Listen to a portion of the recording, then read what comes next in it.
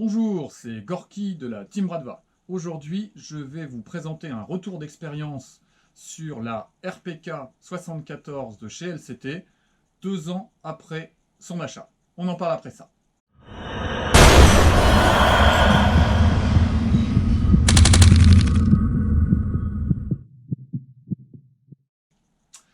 La RPK 74 de chez LCT, dans sa version bois métal, je disais donc, je l'ai acheté il y a 2 ans chez Airsoft Entrepôt. Elle n'est plus disponible actuellement et au catalogue de ce site, mais vous trouvez encore la version avec Cross ABS, qui n'a pas été mon choix à cette époque. Je voulais vraiment travailler un custom bois Zenitco pour essayer de donner un look à la fois old school et modernisé que j'aime beaucoup. Moi j'aime beaucoup les alliances bois-métal, c'est quelque chose qu'on travaille pas mal en termes d'esthétique au niveau de notre équipe. Au niveau du custom externe, j'ai positionné ici un manchon plastique parce que par temps de pluie, la poignée bois devenait assez glissante et désagréable à jouer. Vous pourriez me dire pourquoi t'as pas posé une poignée tactique plastique classique. Je l'ai dit en introduction, je voulais qu'on soit dans les ambiances noir et marron, bois métal, donc je trouvais que j'étais un petit peu dans la même cohérence. Assez rapidement, j'ai eu des soucis avec le sélecteur de tir. Alors, vous l'avez dit pas mal sur certaines revues ou certains commentaires sur certains sites. Ça se dévisse, on a le sélecteur qui ballotte, voire que l'on perd. Alors, j'ai acheté une vis sur Greyshop avec un petit adaptateur clé BTR qui nous permet de bien visser et de bien tenir sélecteur et de plus avoir de problème de ce point de vue-là. J'ai acheté aussi un X47, un sélecteur tactique qui permet de descendre et avec l'index de choisir très facilement la position de tir. Voilà, c'est beaucoup plus facile que ce genre de mouvement. Vous voyez là, ici, j'accède vraiment très facilement au geste. Et comme on est sur une réplique que je joue en full auto et que régulièrement les distances d'engagement nécessitent de faire varier les fonctions du sélecteur, c'était beaucoup plus facile. Donc je vous encourage vraiment. Le X47 se referme bien sur la partie haute. Parfois, cette partie-ci est mal adaptée, mal ajustée, et ça pousse sur le top cover, et c'est pas terrible. Là, j'ai pris le LCT, et c'est impeccable. Alors, j'ai fait le petit marquage rouge et blanc classique, que je fais au Posca, à la peinture, et qui tient vraiment très très bien. Vous mettez un petit coup dans le renfoncement, vous frottez un petit peu, et c'est impeccable. J'ai posé un petit PK1 qui donne un petit look modernisé à la réplique et qui permet toujours, quand on a des gants et pas des mitaines, d'accéder facilement au réglage du hop-up. J'ai gardé la partie avant en bois, alors que j'avais aussi la possibilité de la changer pour poser un mini dot, parce que moi j'utilise les mires, je travaille tous mes systèmes de tir en mire mécanique. J'ai mis un petit coup de Posca rouge sur la mire avant, ce qui me permet au niveau de l'acquisition d'aller chercher la partie rouge et c'est beaucoup plus facile. Voilà.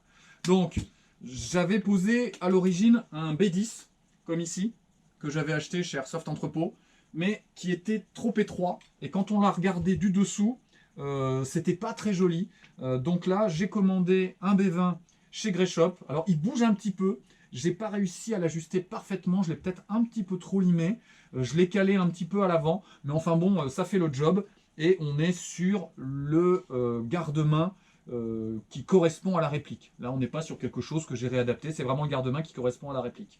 J'ai pris un petit PK4 que j'ai trouvé sur le site d'Airsoft Entrepôt, qui me permet de tenir l'engin qui est quand même relativement lourd. J'ai aussi décidé de garder le trépied. Je trouvais qu'en le démontant, ce que font beaucoup de joueurs pour la jouer comme une grosse AK, on perd cette ambiance, ce visuel vraiment réaliste. Et donc j'ai choisi de fixer le bipied avec un velcro, voyez, un velcro qui me permet de parfaitement tenir le bipied contre le corps de la réplique. J'ai jamais eu de déploiement intempestif. Vous voyez, ça coulisse, mais c'est vraiment parfaitement tenu. Au bout d'1 an, et surtout quand j'ai changé le garde-main, la tige de nettoyage n'était plus suffisamment fixée.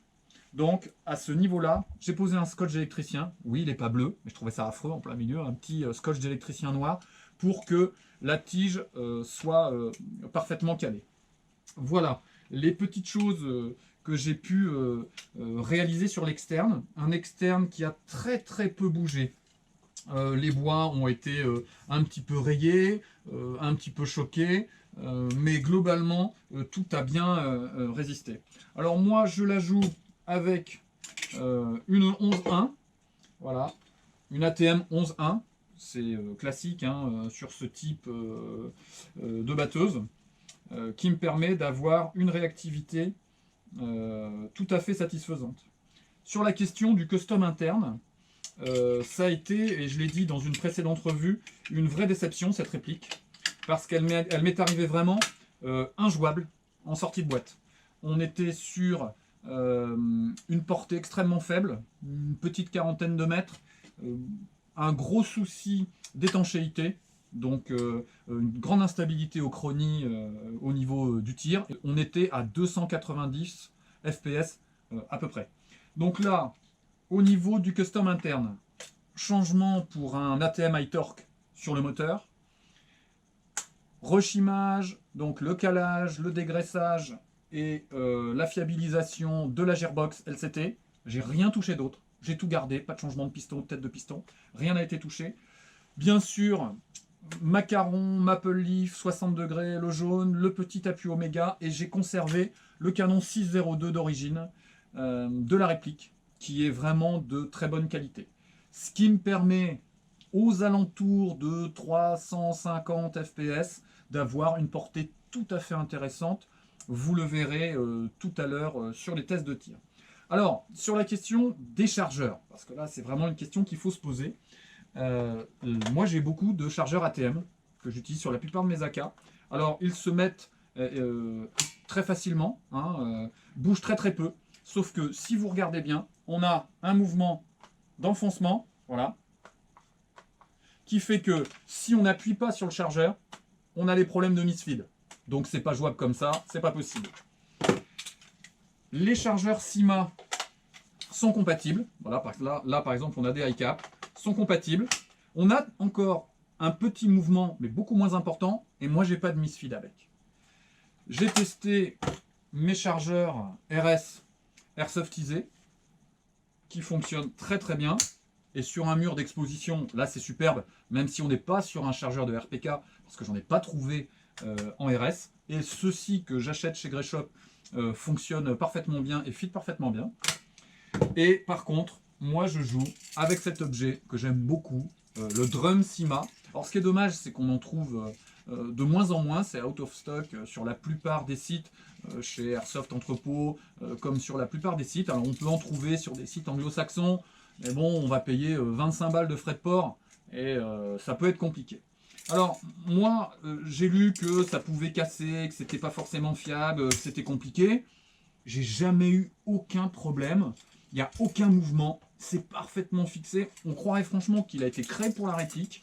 Je trouve que moi, ça lui donne le look ultime. Et puis, ça permet de partir avec un petit porte-plaque, juste la radio, une gourde d'eau, 2500 billes, pas la peine d'emmener des recharges, et on est autonome. Et puis, je peux vous assurer que le moteur pousse bien les billes, et on peut faire des belles grosses rafales sans souci. Voilà, donc moi je recommande plutôt ce type de chargeur drum. Il faut le trouver, c'est vrai. Si vous en avez et qu'ils sont cassés, ou qu'il y a un souci de fiabilité, j'ai vu que sur Greyshop, mais alors à un prix épouvantable, je crois qu'on est à 111 €, on peut acheter un interne qui va s'adapter dans le chargeur CIMA et qui va permettre d'avoir quelque chose de beaucoup plus efficace et de beaucoup plus puissant. Après, bon, mettre 111 € dans un chargeur, il faut être motivé et il faut avoir envie de jouer gunner.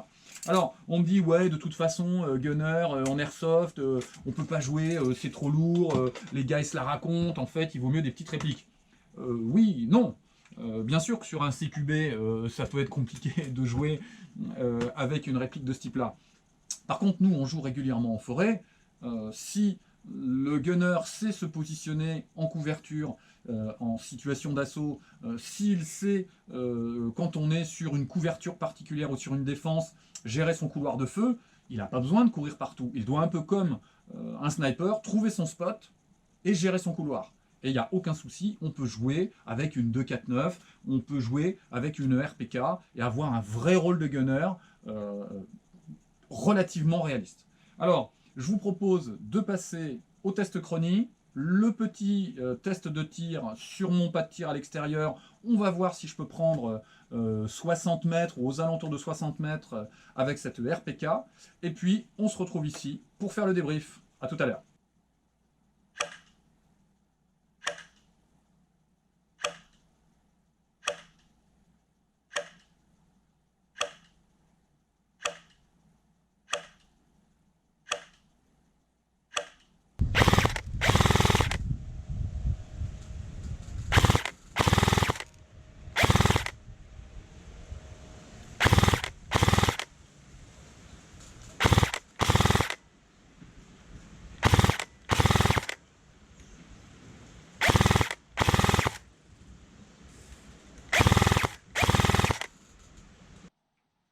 Alors nous voilà de retour après le test chronie. Vous avez vu, il y a des petits moments où il y a des petits soucis d'étanchéité, mais globalement on est aux alentours de 350 fps, ce qui permet de jouer en full auto, bien sûr, hein. C'est l'intérêt si on utilise une batteuse. Pour les tests de tir, encore une fois, bon bah on est en Seine-et-Marne, hein, j'avais un vent pas possible et notamment un vent de face. J'ai essayé de tirer entre les bourrasques, mais c'était compliqué. Je suis à peu près à 59 mètres du bouclier que vous voyez au fond de l'écran, un bouclier noir. Je pense que s'il n'y avait pas eu ce type de bourrasque, qu'en plus je prenais de face, je touchais à 60 mètres sans trop de soucis, avec une 0,25 ATM. Je ne monte pas au-dessus en termes de grammage. Je souhaite pouvoir garder un maximum de portée. Donc, vous imaginez une batteuse, des rafales, presque 60 mètres. On est sur quelque chose qui, si on sait l'utiliser de manière tactique et adaptée, pas juste pour faire le malin en safe zone, quelque chose qui peut vraiment favoriser l'avancée d'une équipe d'airsoft, son déplacement sur le field, sa capacité à prendre d'assaut un espace confiné. Alors, pour tous les gunners russophiles, je vous recommande vraiment cette réplique LCT. Je sais que sur la CIMA, qui est un peu moins solide, l'un de nos amis de la team, donc Nikolai, a été capable de nous faire un beau custom. Mais bon, voilà, je trouve que le corps de celle-ci est quand même beaucoup plus joli. Alors, voilà, la revue est terminée. Si vous avez aimé, n'hésitez pas à liker, à vous abonner à la chaîne. On va essayer de vous faire un maximum de revues dans le contexte russophile. Et puis, en espérant que ça va vous plaire. Allez, au revoir.